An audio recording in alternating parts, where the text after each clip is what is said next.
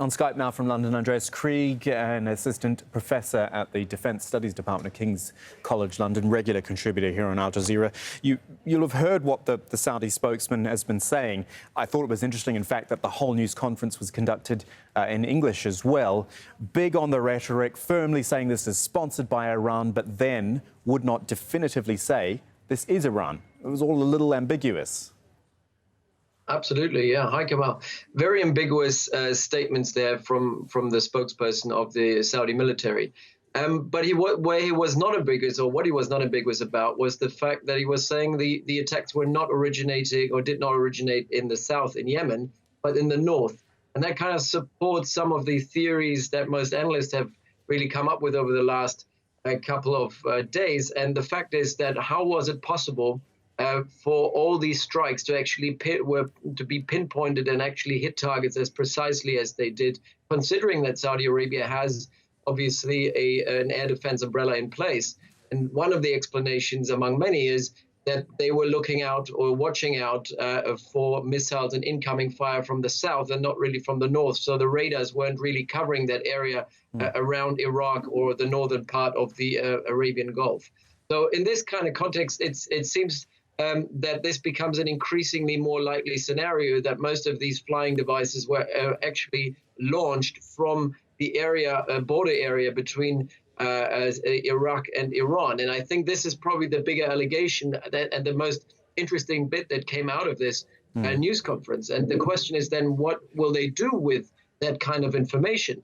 So if we think about who has the capability in the area to basically launch an object like this and hit as precisely as they did this facility, there are not very many actors in place that could actually do it.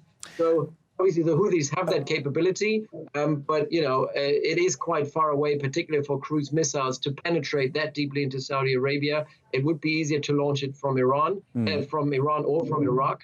And if we look at the non-state actors that actually have that kind of capability, we see that apart from the Houthis, there are certain surrogates of the Iranians in southern Iraq as well that could be obviously equipped to launch these kind of projectiles into Saudi Arabia. So it is entirely plausible. Sorry, Andreas, I just want to make the point that because we're looking at the pictures of all the hardware which the spokesman was showing us, it's almost like we need at this point third-party verification, another group to come in and look at everything and say, yes, this is Iranian, because really, of course, the Saudis are going to say it was the Iranians who did it. Oh yeah, of course. I mean, this press conference, you rightly said this. It was a battle over narratives. It's right. The Saudis are trying to address an international audience. They're trying to make a case. They're trying to get sympathy as well from the international community. And most importantly, they're trying to speak out towards Washington, saying, look, Washington, you have to do something about it. America, you have to do something about it, knowing that the Trump administration doesn't really want to get sucked into another military confrontation in the area. But yes, there is an investigation ongoing. UN inspectors are supposed to be part of it. American inspectors are supposed to be part of it.